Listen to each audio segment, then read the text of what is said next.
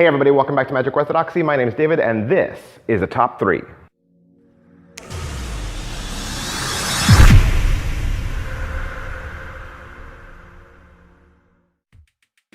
Hey, that's right, this is a top 3 and we're going to look at the top 3 magicians of our generation. Hey, these are the top 3 magicians I think that are currently the best in the world. These are people that are alive right now.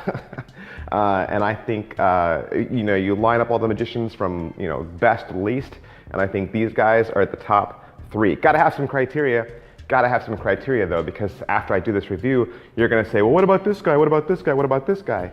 Hey, all your suggestions, they're really good. Hey, I like all your guys too. I do. There's lots of magicians that I look up to and respect and think that are freaking awesome, okay? But there's only 3 that can be in the top 3.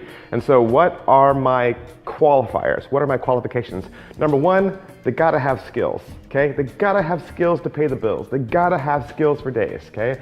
They gotta have no argument that these gentlemen can do it. They can pull it off. You could stick it in front of them and they could do it easy breezy, okay? So gotta have skills. Number 2, they gotta be a showman, okay? They gotta be a showman. They gotta be somebody who the world would recognize as being an entertainer. Somebody, that means that they can get up there, whether it's on stage or one-on-one, and they convincingly play the part of the magician, okay? Gotta be a showman. And number 3, popularity. Hey, if you're the best, then people know you. That's just how it goes. You can't say, well, what about this guy? Yeah, but if I walk up to some random guy on the street and I say, hey, do you like so-and-so? And they're like, who's that? Well, then are they really the best if the world doesn't know who they are? I mean, they're probably really good, but are they the best? And that's what we're looking at today. The top 3 magicians of our generation alive today.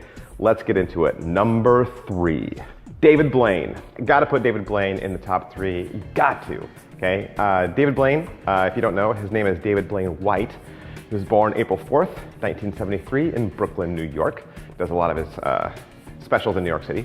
Legend has it that when Blaine was 4 years old, he saw a magician performing magic in the subway, and that inspired him to be a magician.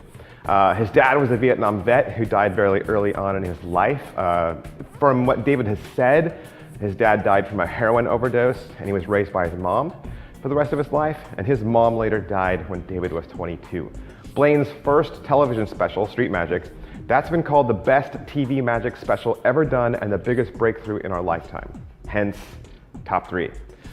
David Blaine revolutionized the way magic is shown on TV. He focuses on spectator reactions. That was a first. He blazed the trail right there.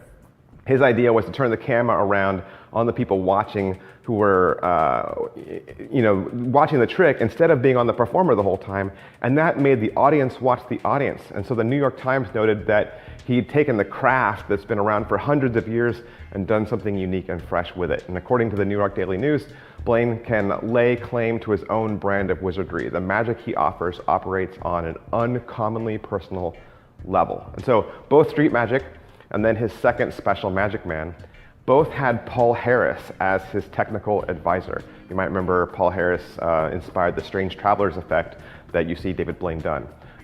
Since then, David Blaine has done Buried Alive, Frozen in Time, Vertigo, Mysterious Stranger, Above the Below, Drowned Alive, Revolution, Bags of Death. He wrote a book, he did Electrified, and he did Real or Magic.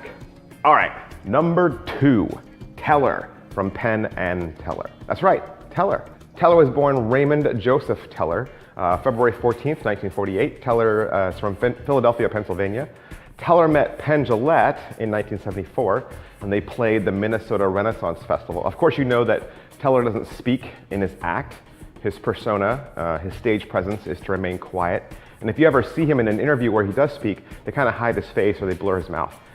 Teller actually legally changed his name from Raymond Joseph Teller to just Teller. And he possesses a United States passport even that says that. On April 5th, 2013, Penn and Teller were honored with a star on the Hollywood Walk of Fame in the live performance category. Their star is the 2,494th award and it's near the star dedicated to Harry Houdini, so that is kind of cool. And the following day, they were recognized by the Magic Castle with the Magicians of the Year award. Teller has written books, he's co-directed Macbeth, he's been a guest on Bill Nye the Science Guy, he's been a guest on Miami Vice. Currently, right now, if you watch Penn and Teller's Fool Us, you know that Teller is the brilliant one. He is the mastermind behind figuring out how all those tricks are done. And then when you hear just his vast knowledge of just, knowing who developed each and every trick. And then if you ever go see him live, I've had the privilege of seeing him live. He is amazing. This guy can do cards, he can do close-up, he can do sleight of hands, he can do cigarette magic, he can do coin magic, he can do stage magic, he can do gag magic. He's by far skills to pay the bills, and again, widely known. Teller is your number 2. And number one, Derren Brown. Derren Brown is easily the best living magician alive right now. Derren Brown was born in Croydon, Surrey, to his parents, Chris and Bob, and his brother of 9 years, his junior. Brown was privately educated at Whitgift School in South Croydon, where his father coached swimming. You can see a little bit of that on one of his TV specials. He takes you back to his high school and shows you the pool where he learned. He studied law and German at the University of Bristol. And while he was there, he attended a hypnotist show by a gentleman named Martin Taylor, which inspired him to turn to illusion and hypnosis as a career. And while he was an undergraduate, he started working as a conjurer. He performed the traditional skills of close-up magic in bars and restaurants.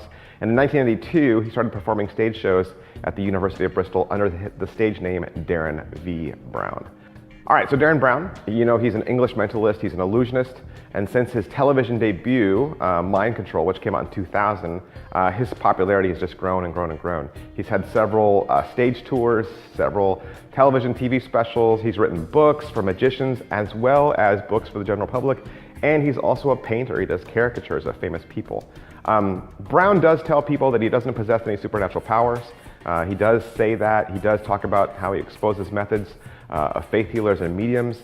He makes it very clear in his performance that he doesn't have abilities, but you know what? People just don't believe him. That's how good he is. He can convince people that he has power, even though he flat out says he doesn't. And if you've ever seen him live, he is a magician fooler time and time again. He blows me away. So many of his specs. I've read his books, and I still don't know how they're done. Easily, Derren Brown is your number 1. All right, so that is my top 3 of best magicians alive today. I hope you've enjoyed it. Maybe you've got your top 3. I would love to know what it is. Put it down in the comment section below. Let me know what your top 3 is, and we'll have a fun discussion about that. All right, see you later. Bye.